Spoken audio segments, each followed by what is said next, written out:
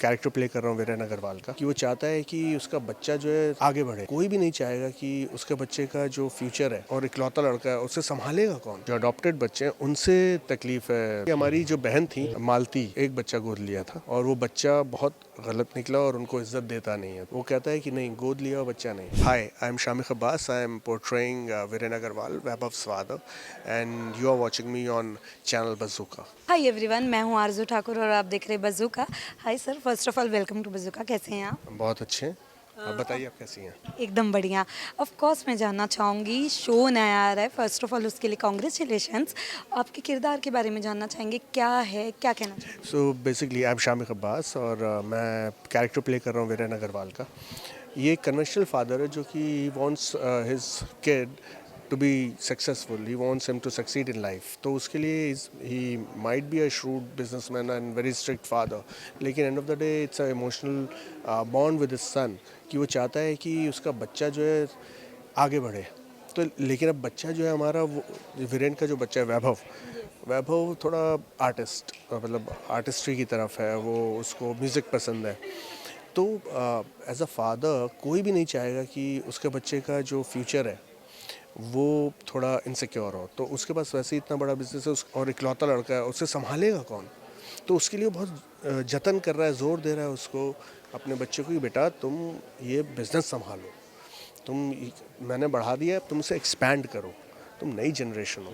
लेकिन हो सकता है अभी जवानी के जोश में, अभी उसने ग्रेजुएशन की है तो जवानी के जोश में वो अभी वो चीज़ समझ नहीं रहा है, लेकिन लेटर स्टेजेस में हो सकता है उसे समझ में आ जाए या वो अपने बाप को समझा दे। दो में से एक ही चीज़ हो सकती है जी। ऑफ कोर्स हमने ये भी सुना कि कहीं ना कहीं आप उनको ये कहते हैं कि आप पुअर लोगों के साथ ना रहे, या ऐसा आपके कैरेक्टर के बारे में बताया गया कि आप जी स्ट्रिक्ट जी रहते हैं। तो सबसे पहले उसके बारे में थोड़ा जानना चाहिए। जी। तो बेसिकली क्या है कि पुअर लोगों से नहीं, जो गोद लिए हुए बच्चे हैं, जो अडॉप्टेड बच्चे हैं, उनसे तकलीफ़ है वीरेन अग्रवाल को, यानी कि मुझे। उसकी वजह ये है क्योंकि हमारी जो बहन थी मालती, उन्होंने एक बच्चा गोद लिया था और वो बच्चा बहुत गलत निकला और उनको इज्जत देता नहीं है। तो वीरेन का ये कहना है, मेरा ये कहना है कि देखो, जो अपना खून का रिश्ता होता है, उसे कहते हैं ना, blood is thicker than would.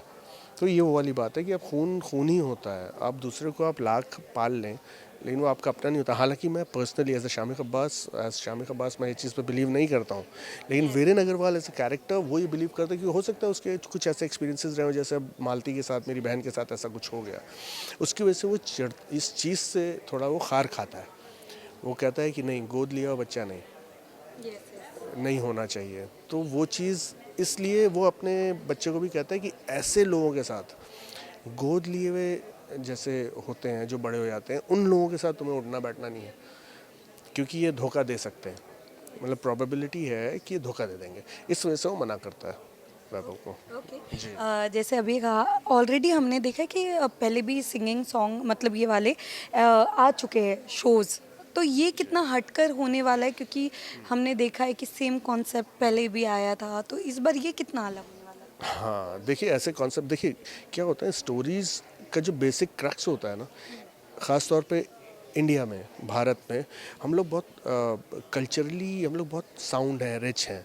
हमारे यहाँ म्यूज़िक भी होता है, हमारे यहाँ फैमिली ड्रामा भी होता है, इसलिए हम लोग बहुत लाउड हैं, हम लोग के इमोशंस बहुत लाउड हैं, हम लोग सेटल नहीं होते हैं। तो ऑडियंस जो है हमारी उस तरह की है।